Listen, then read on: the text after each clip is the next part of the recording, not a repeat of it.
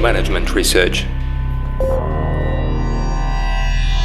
Hello and welcome to the Management Research podcast. I'm your host, Dr. Eugene.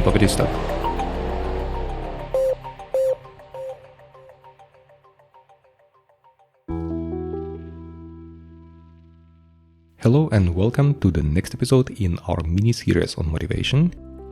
And we continue talking about the self-determination theory of motivation by Dizzy and Ryan. In our last episode, we talked about the competence and how the level of competence, the level of felt competence, has impact on the willingness of your employees or your students to walk an extra mile in their activity. In this episode, we continue with the other factors that have impact on the level of motivation and how to make your motivation close to intrinsic, and this is the relatedness. If you remember, we talked about different regulatory styles for the extrinsic motivation, and one of them, the first one, was reward and punishment, and the second one is if you introduce a relationship to somebody else. Please perform this task because it is important for me.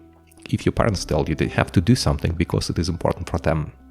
And in this event, people get more motivated and they are willing to spend more time, to invest more efforts into the activity.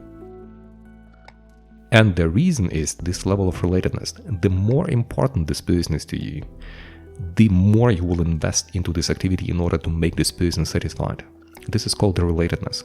If it is related to your friends, it will be probably not as high as if the activity is related to the parents, something that they asked you to do.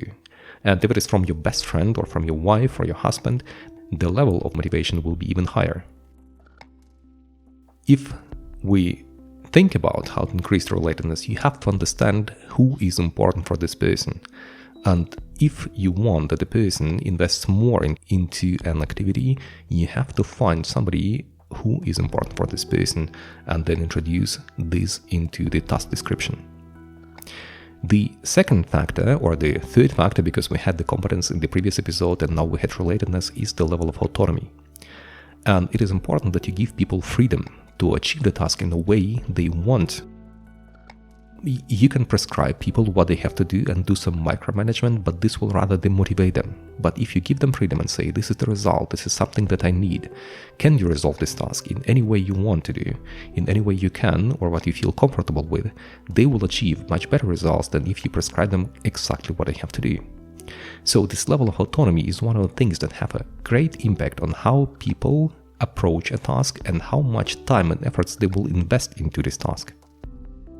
Now we have like three things that have impacts on the level of motivation, on the fact that people will perceive a task as close to their intrinsic motivation or far away from their intrinsic motivation. So it is not intrinsic motivation, it is something that is close to intrinsic motivation. And now I want you to think about the following, that if you introduce a task with a deadline, then you automatically destroy all three factors. Because if there is a deadline, it means the level of competence doesn't really matter because all the students will have to submit it by this date.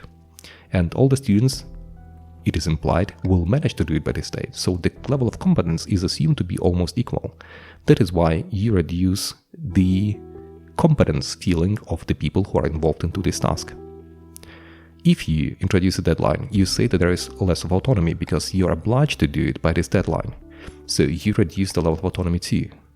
And relatedness, if you introduce a deadline to a certain activity and it is not related to your desire, to your wish, it will be completely different. It will be just perceived as the non-related task that people will have to perform. So all the deadlines and other things, they have a negative impact on how your students or your employees proceed with the task.